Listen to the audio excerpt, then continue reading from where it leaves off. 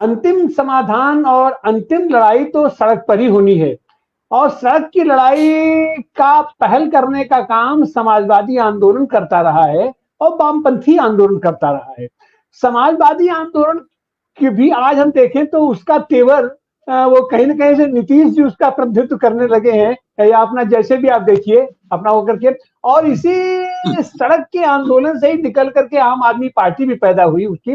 लेकिन हम स्पेसिफिक तरीके से हम चलेंगे गिरीश जी के पास कि सही माने में तो देश में या दुनिया के पैमाने पर आंदोलनों का वैचारिक नेतृत्व करने का काम या संघर्ष के नेतृत्व का काम करने का काम तो अपना कम्युनिस्ट पार्टियों का हुआ करता था, कम्युनिस्टों का हुआ करता था। लेकिन हम देख रहे हैं कि इस बीच जिस तरीके से कम्युनिस्ट लोग भी या यूं कहें कि मतलब एक तरह की हताशा की स्थिति में आ गए हैं, तो क्या आप ऐसी आवश्यकता नहीं महसूस करते हैं कि समाजवादी आंदोलन को भी और वामपंथी आंदोलन को भी नेतृत्व दिशा देने का के काम करने की आज महती आवश्यकता हो गई है और उसकी जिम्मेदारी सीधे सीधे वामपंथी आंदोलन, वामपंथी नेता और कम्युनिस्ट पार्टियों के ऊपर आ गई है? गिरीश जी। उम्मीदें तिवारी जी अंत में कम्युनिस्ट पार्टी पे ही आ जाती हैं। हालांकि मेरे 55 साल के राजनीतिक जीवन का तजुर्बा यह है कि इस देश के तमाम राजनीतिक शक्तियों ने और समाज की विभिन्न शक्तियों ने कम्युनिस्ट आंदोलन को इतना धुना है, इतना पीटा है, उसे पिचका हुआ कनस्तर तो बना दिया है। और अब उम्मीद करते हैं कि उसमें 20 लीटर तेल भी आ जाए। तो खैर हम उन उम्मीदों पर खरा उतरने का लगातार प्रयास करते हैं। आपने देखा इस बीच उत्तर भारत की मैं बात करूं तो बंगाल में वामपंथी दलों ने लड़ाइयां लड़ी। अभी अभी सीपीआई ने पटना में रैली की, 11 अक्टूबर को लखनऊ में रैली की, दिल्ली के जंतर मंतर पर जितना लाल झंडा लगातार दिखाई देता है उतना कोई और झंडा दिखाई नहीं देता। लेकिन हमको अफसोस है, हम सवाल उठाना चाहते हैं कि दूसरे लोग जिनके ऊपर जिम्मेदारी है वो क्या कर रहे हैं। मैं उत्तर प्रदेश की बात करूंगा। आपने भी इशारा किया कि उत्तर प्रदेश में 3 महीने से इंडिया गठबंधन में सीटें बंटवारे का काम चल रहा है और वो भी बटी नहीं। जो उत्तर प्रदेश की सबसे महत्वपूर्ण शक्तियां हैं वो उत्तर प्रदेश में कोई आंदोलन नहीं कर रही। हम उतने ताकतवर नहीं है, आइडियोलॉजिकल हमारी ताकत है, संगठनात्मक हमारी ताकत है, लेकिन भीड़ के तौर पर आज हमारी वो ताकत नहीं है जो आज से 30 साल पहले 25 साल पहले हुआ करती थी। हम तो फिर भी उसका प्रयास कर रहे हैं। अब मैं बात कहता हूं कि आगे हमें क्या करना है। मैं समझता हूं कि ये चाहे कोई हो, आम आदमी पार्टी हो, समाजवादी पार्टी हो, जो भी आंदोलन के जरिए आगे बढ़े हैं उनको फिर से आंदोलन की राह पर आना पड़ेगा। वामपंथी जहां तक उनकी ताकत है वो हर तरह से उनका सहयोग करने को तैयार है। इंडिया गठबंधन में भी, इंडिया गठबंधन के बाहर भी। मैंने पहले ही कहा कि अगर आंदोलन मिलजुल करके होता तो इसकी धार ज्यादा मजबूत होती। लेकिन अगर राजनीतिक पद्धति है, अगर हमको कोई बात ही नहीं करेगा, शामिल ही नहीं करेगा, तो बेगानी शादी में अब्दुल्ला दीवानी की तरह हम जाकर खड़े भी नहीं हो।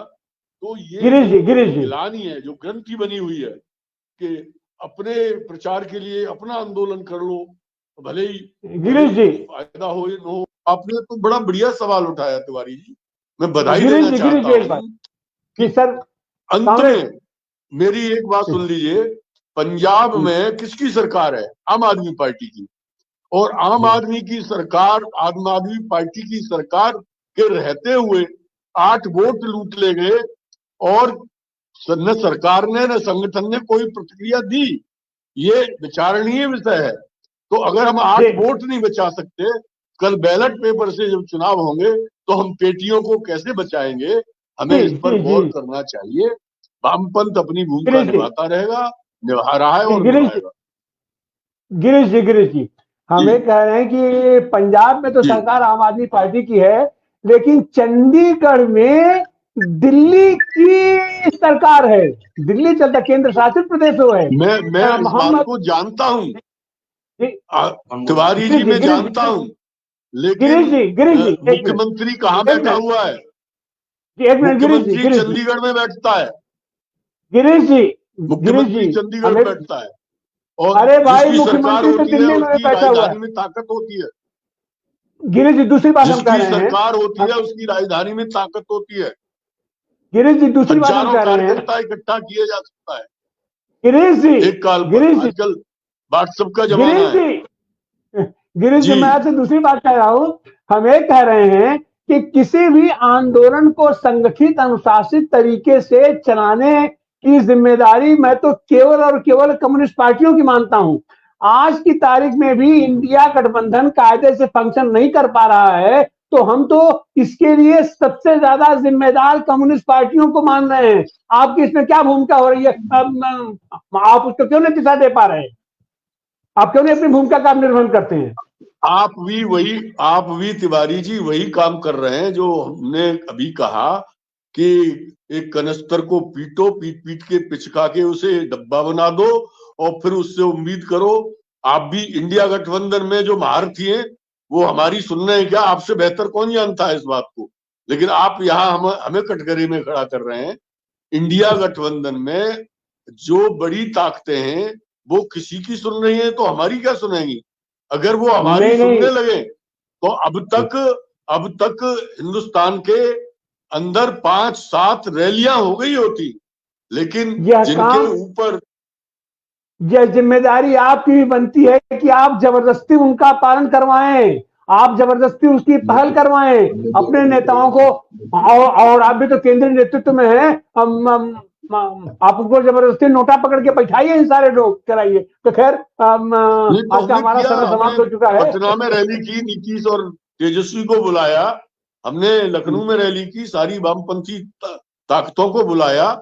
अब खड़गे जी को और अखिलेश जी को तो हम लोग चाबुक से नहीं चला सकते, उन पर बहुत बड़ा चाबुक है। और अब वो वक्त नहीं है। मैं आलोचना करता हूं वामपंथ की भी, अब वो ताकत नहीं है जो हरकिशन सिंह सुरजीत, एबी वर्धन, इंद्रजीत गुप्ता के जमाने में हुआ करती। आप सारे साथियों का बहुत बहुत धन्यवाद। तो एक तो यह है कि आज हमको जो दिखाई पड़ रहा है कि अब जनतंत्र पर सीधे सीधे डकैती डाला जा रहा है। अब चोरी भी नहीं की जा रही है, अब तो सीधे सीधे डाका डाला जा रहा है। कैमरे के सामने बैठ करके 36 वोट जो बैलेट पेपर के ये माध्यम से चुना हुआ, और उसमें भी अगर इतनी बड़ी धांधली की जा सकती है, तो अगर बैलेट पेपर के माध्यम से पूरे देश के पैमाने पर भी अगर चुनाव कराया जाता है, तो जिसको धांधली करनी है, जिसको डकैती करनी है, उसकी डकैती को कैसे रोकेंगे? तो निश्चित रूप से उसके रोकने के लिए जनता को ही उतरना पड़ेगा, जनता को ही सड़कों पर उतरना पड़ेगा। और जितने भी आंदोलनकारी लोग हैं, आंदोलनजीवी लोग हैं, ये जिम्मेदारी उनकी बनती है। और निश्चित रूप से यह जिम्मेदारी समाजवादी आंदोलन और ये वामपंथी आंदोलन की ज्यादा बनती है, इनके नेताओं की ज्यादा बनती है कि अगर देश में अपने संविधान को बचाना है, ये जनतांत्रिक मान्यताओं को बचाना है, तो सबको एकजुट करके अब सड़क पर उतरने के सिवा अब कोई दूसरा विकल्प रह नहीं गया है। हम इसी साथ